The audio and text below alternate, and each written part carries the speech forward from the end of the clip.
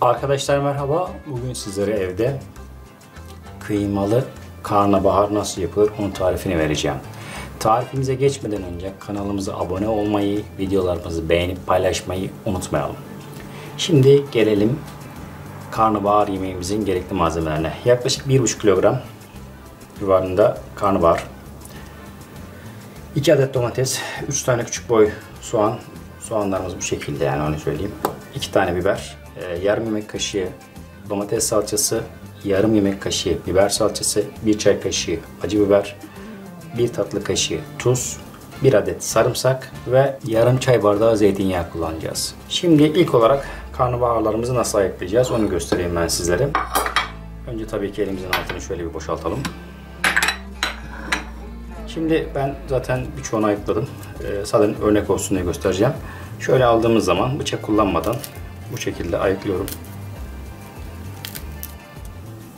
Bu şekilde. En son kalan şu kısmını ise sadece burada bir bıçak kullanacağım.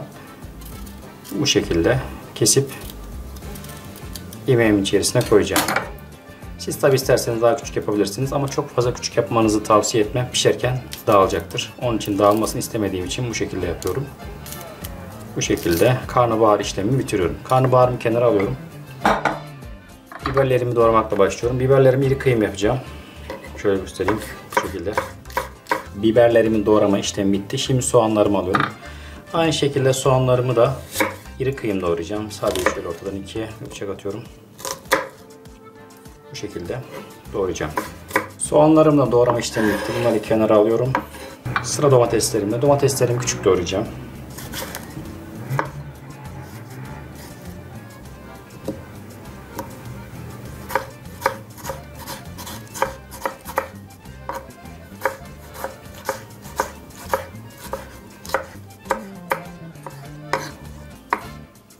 Domateslerimi de doğrama işlemi bitti. Şimdi ocağıma geçiyorum. Zeytinyağımı ısıtıp biberlerimi ve soğanlarımı soteleyeceğim. Daha sonra ise domateslerimi ekleyeceğim. Arkasına salçamı ve kıymayı ve son olarak da karnabahar ekleyeceğim. Şimdi ocağımın başına geçelim. Arkadaşlar zeytinyağımızı tenceremize alıp ocağımızın altını açıyoruz. Isındıktan sonra soğanımızı ekleyeceğiz. Yağımız ısındı. Soğanımızı ekliyoruz.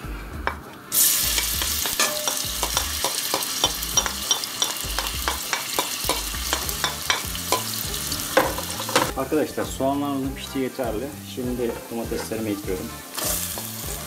Şimdi domateslerim bir miktar pişecek. Daha sonra salçamı ekleyeceğim. Bu birazcık pişsin.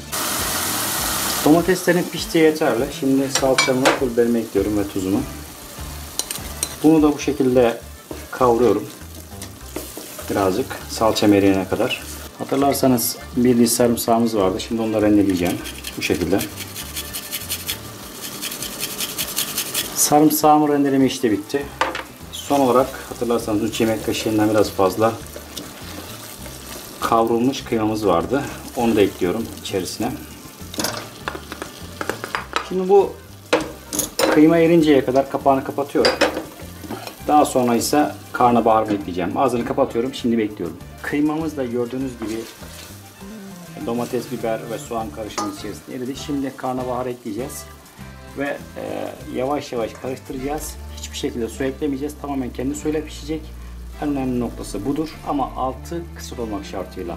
Altı kısık olmaz ise maalesef istediğiniz sonucu elde edemezsiniz. Bu şekilde yapıyoruz. Ve karıştıracağım sadece şimdi.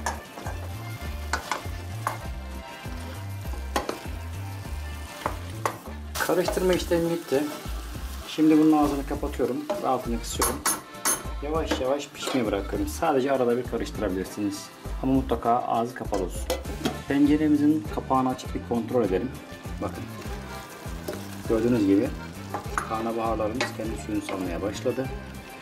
Pişmeye yaklaştığı zaman çok karıştırırsanız dağılır. Onun için çok karıştırmamaya dikkat edin.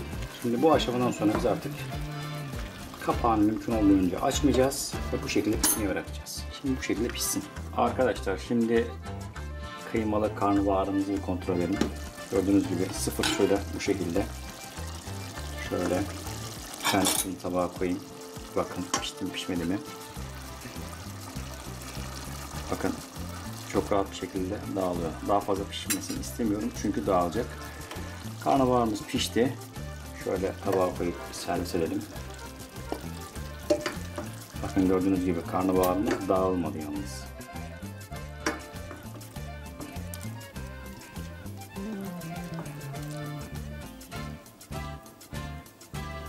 Bu şekilde oldum. Afiyet olsun. Yeni videolarda görüşmek üzere. Hoşça kalın.